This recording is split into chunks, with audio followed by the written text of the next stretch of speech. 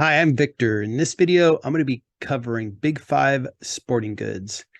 This is a discount retailer located in Southern California and sells throughout the Western United States. I've been familiar with this company for a long time. I've also been an investor in the company for 3 years. I'd like to analyze the company and take you through my evaluation of Big Five. I like to scorecard my investments, and it involves 4 questions followed by one action item. The questions really revolve around first, the industry. Is it an industry I want to be a part of? Is the company operated and performing well? Is debt less than 3 times EBITDA and therefore debt is under control? I want a discount on the stock. Based on those questions, I then decide whether I'm going to buy more shares, hold my shares, or sell my position in this particular company. So Big Five is a discount retailer, and one of the things that they do is they sell at very affordable prices, whether you're shopping around for a pair of sneakers, or you're looking for fishing equipment, camping equipment, or your kids need their equipment to play sports. Big Five is a place where you can get affordable prices. They have good deals on items that they promote. They're going to do well in a recession. We're headed into or we're in a recession, and the consumer is stressed. They're looking for affordability. I think Big Five will do well in a recession, and I'll include that in my analysis. All right, so let's take a look at their financials. Their last financials provided are for October 2nd, 2022, represents the third quarter of 2022. And for their income has dropped. And the reason for it is that they had a COVID boom in 2021. So when you compare 2021 to 2022, you are seeing a drop in revenue. You're also seeing a drop in net income from 82 million to 24 million. The 82 million is just a phenomenal number considering that this company has a market cap just a little over 200 million. They had a net income of 82 million. So that's just a phenomenal number. That's not repeatable since we don't have another COVID boom to work with, but they did do really well in the first 3 quarters of 2022. They have a net income of 24 million. Their balance sheet is in great shape.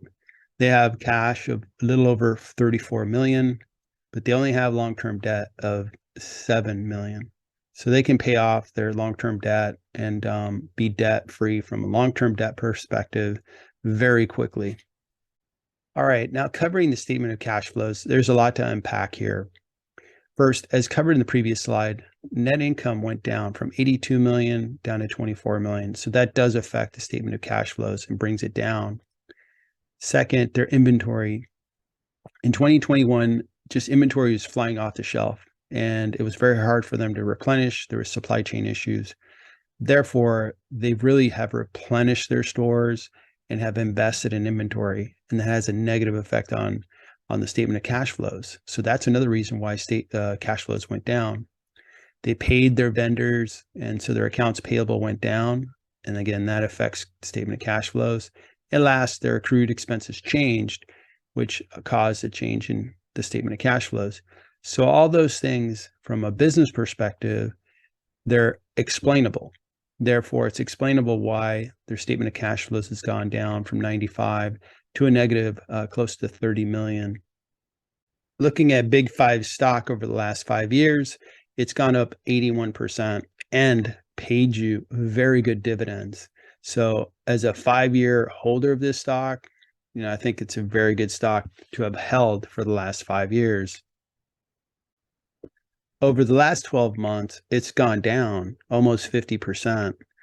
And I think that's predominantly because of the revenues going down and the expectation that you're not going to have that COVID boom any longer.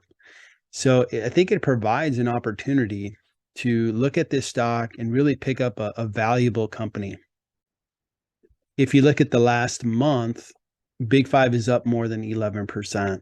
So it's showing that it's rallying along with the rest of the market. January was a great month for stocks, and Big Five is really having a nice rise. I established the value for a company using a discounted free cash flow method. I've built a model that discounts the future cash flows that I expect from Big Five. In this case here, is commented on the statement of cash flows. A lot of things really impacted the 2022 statement of cash flows. So what I'm going to do is I'm going to take the 2021 number and I'm going to take 50% of that number. I think that's a cleaner number to work with. I think it's expected that they should operate at that number. That's been more their historic number over the last 5 years. I start with a $50 million figure in year one. And I'm going to grow that number by 2% for the first 3 years, as well as the perpetual growth of 2%. It's a nice conservative growth rate. I got my weighted average cost of capital from Finbox at 14.8%, which is an extremely high number, considering that their debt is super low. Based on that criteria, I compute that the company is valued at $359 million, but their market cap currently is $222 million. So it offers up a nice discount of 62%. Their balance sheet is in great shape.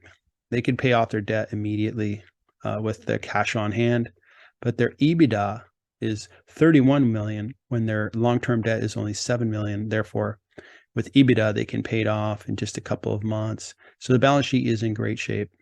So just a quick review on Big Five. Their performance, they capitalized on demand in 2021. It really showed that they're a very well-operated company because they were able to really adjust quickly and meet customer demands and really do well. They paid huge dividends over the last 12 months, 10%.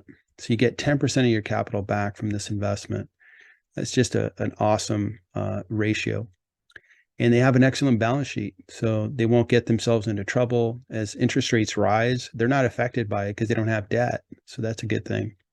As I look at 2023, discount retailers will do well in a recession. You know, people are trying to do more with their money during a recession. They're not going to the premium retailers. They'd rather go to a Big Five and buy, you know, good products at a great price. I expect that they're going to pay a dividend more in the range of 4 to 6%. You know, again, they're not going to have a boom year in 23. They're going to have a good year, and I think they're going to pay their traditional dividend. And at today's prices, it would come in at around 4 to 6%. I'm expecting the company is going to grow 2 to 4% if you compare 23 to 22 numbers. My outlook is, you know, Big Five is consistently a free cash and profit generator. So I expect nothing else. This is a great value in a stock. It's a little company. I've gotten to know it well. Their management's a really good management team. So I believe it's great value in this particular company. It has very high upside. It could really double in price over the next 12 months. It's shown that in the past, and it pays a really nice dividend.